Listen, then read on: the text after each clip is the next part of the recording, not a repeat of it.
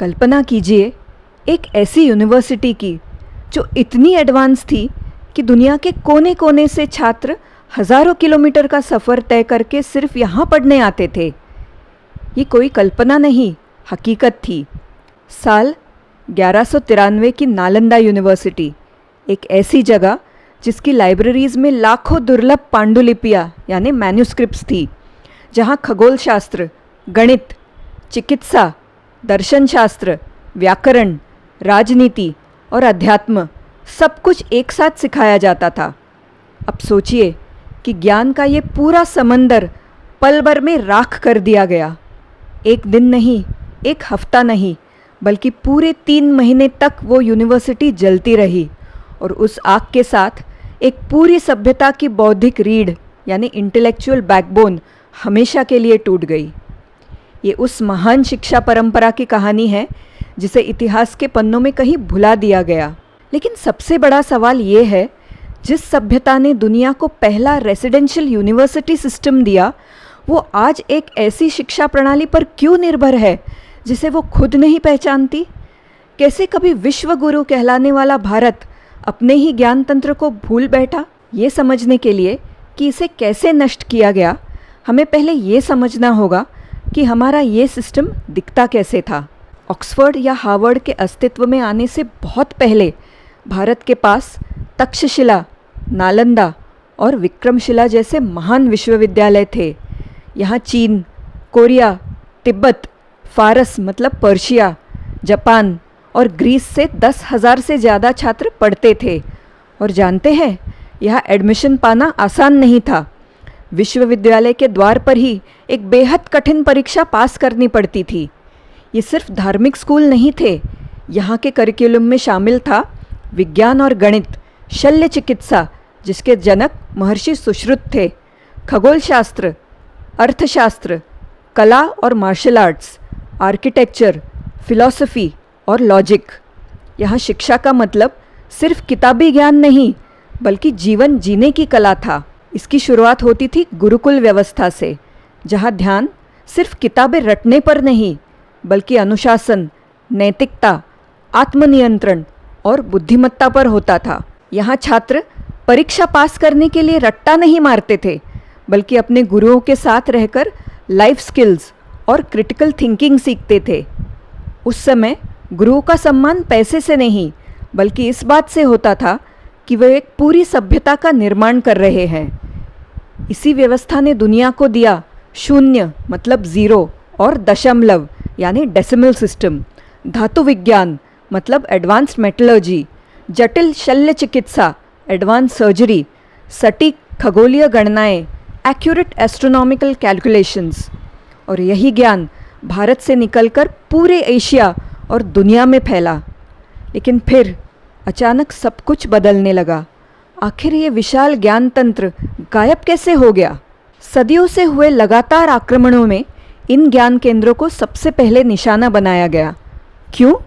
क्योंकि अगर किसी सभ्यता पर हमेशा के लिए राज करना है तो सबसे पहले उसकी सोच और उसकी बौद्धिक रीढ़ को तबाह करना होगा। भारतीय इतिहास का सबसे काला अध्याय 12वीं सदी में लिखा गया, जब बख्तियार खिलजी की सेना ने प्राचीन नालंदा यूनिवर्सिटी पर हमला किया। ये तबाही रूह कपा देने वाली थी। विज्ञान, दर्शन शास्त्र, चिकित्सा और गणित का सदियों का संचित ज्ञान पल भर में फूंक दिया गया। इतिहासकार लिखते हैं कि नालंदा की लाइब्रेरी में इतनी किताबें थी कि वे 3 महीनों तक जलती रही। ये सिर्फ इमारतों का गिरना नहीं था, ये ज्ञान की हत्या थी। विद्वानों को मार दिया गया, छात्र जान बचाकर भागे और बेशकीमती धरोहरें हमेशा के लिए खो गई। खिलजी की इस क्रूरता को शिक्षा और संस्कृति के खिलाफ इतिहास का सबसे बड़ा अपराध माना जाता है। और सबसे बड़ी विडंबना आप जानते हैं क्या थी? जिस हमलावर ने नालंदा को राख किया, आज भी उसी के नाम पर वहाँ एक शहर बसा हुआ है, बख्तियारपुर। यूनिवर्सिटी राख हो गई, लेकिन हमलावर का नाम अमर कर दिया गया। ये है हमारे देश का सबसे बड़ा दुर्भाग्य। लेकिन आखिरी और सबसे घातक वार किया ब्रिटिश कॉलोनियल शासन ने। 19वीं सदी की शुरुआत तक अंग्रेज़ों को समझ आ चुका था कि भारत जैसे विशाल देश पर सिर्फ सेना के दम पर राज नहीं किया जा सकता।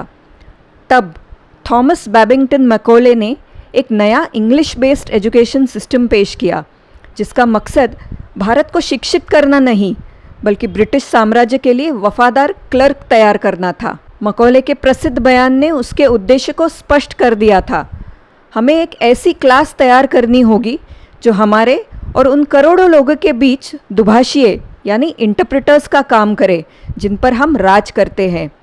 ऐसे लोगों की क्लास जो रंग और खून से तो हिंदुस्तानी हो लेकिन अपनी पसंद, विचारों, नैतिकता और बुद्धि से अंग्रेज हो। मैकॉले का प्लान बड़ा साफ था, भारतीयों को केवल एक ऐसी वर्कफोर्स बनाना जो ब्रिटिश हुकूमत के कागजी काम संभाल सके।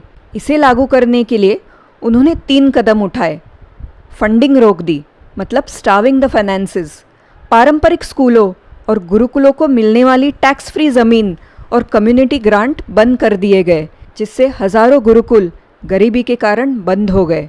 सिस्टम को गैरकानूनी बनाना, अगर कोई स्कूल ब्रिटिश करिकुलम और इंग्लिश नहीं पढ़ाता था तो उसे अमान्य मतलब इल्लीगल घोषित कर दिया गया।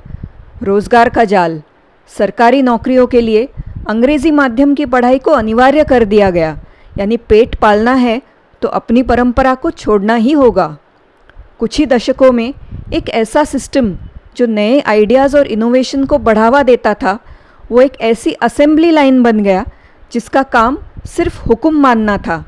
अब पढ़ाई का मतलब बन चुका था सिर्फ क्लर्क बनना, रट्टा मारना और गुलामी की मानसिकता को अपनाना। धीरे धीरे भारतीयों को लगने लगा कि उनकी अपनी भाषा, संस्कृति और परंपराएं पिछड़ी हुई है, और इस तरह जो देश कभी दुनिया में ज्ञान फैलाता था वो अपने ही अस्तित्व को भूल गया।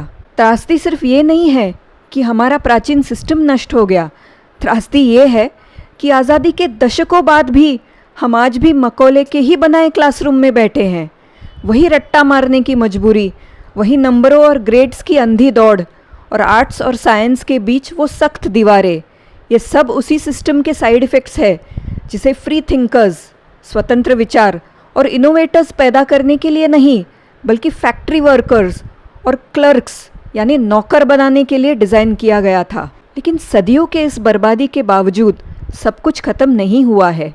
हमारा ज्ञान मंदिरों, मठों, पुरानी लाइब्रेरीज़ और कुछ परिवारों की परंपराओं में जिंदा रहा। योग, आयुर्वेद, संस्कृत, खगोल विज्ञान और गणित की ये लो बुझने नहीं दी गई। और आज पूरी दुनिया का रुझान एक बार फिर भारत के प्राचीन ज्ञान की तरफ बढ़ रहा है।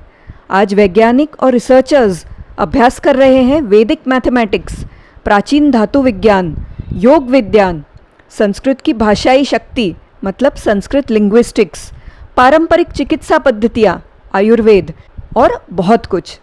भारत की शिक्षा की ये कहानी सिर्फ बर्बादी की नहीं है, ये कहानी है डटे रहने की, वापस उठ खड़े होने की, सर्वाइवल एंड रिवाइवल की। आज देश में फिर से ऐसे गुरुकुल आधुनिक रूप में सामने आ रहे हैं जो एकेडमिक्स के साथ साथ कला, संगीत, युद्ध कला, दर्शन शास्त्र और नीति शास्त्र सिखा रहे हैं। एक ऐसा सिस्टम जो रटने पर नहीं बल्कि एक आदर्श व्यक्ति बनाने पर फोकस करता है। तो असल सवाल ये नहीं है कि भारतीय शिक्षा व्यवस्था को किसने बर्बाद किया, बल्कि असली सवाल ये है कि जिस सभ्यता के पास इतना अनमोल ज्ञान था उसने अपने ही जड़ों का सम्मान करना क्यों बंद कर दिया। इतिहास सिर्फ बीते हुए कल की बात नहीं है, ये हमारी पहचान तय करता है, हमारा कॉन्फिडेंस जगाता है और एक देश का भविष्य बदलता है। शायद एक नए भारत की शुरुआत वहीं से होगी जहां हम उस खोए हुए गौरव को फिर से पहचानेंगे। अगर इस कहानी ने आपको सोचने पर मजबूर किया है तो इस वीडियो को अपने दोस्तों और परिवार के साथ ज़रूर शेयर करें और भारत के इतिहास की ऐसी ही अनसुनी कहानियों के लिए चैनल को सब्सक्राइब करना ना भूलें, क्योंकि कभी कभी सभ्यताओं का सबसे बड़ा खजाना ज़मीन के नीचे नहीं भूले हुए इतिहास में छिपा होता है। मिलते हैं अगले वीडियो में। नमस्कार।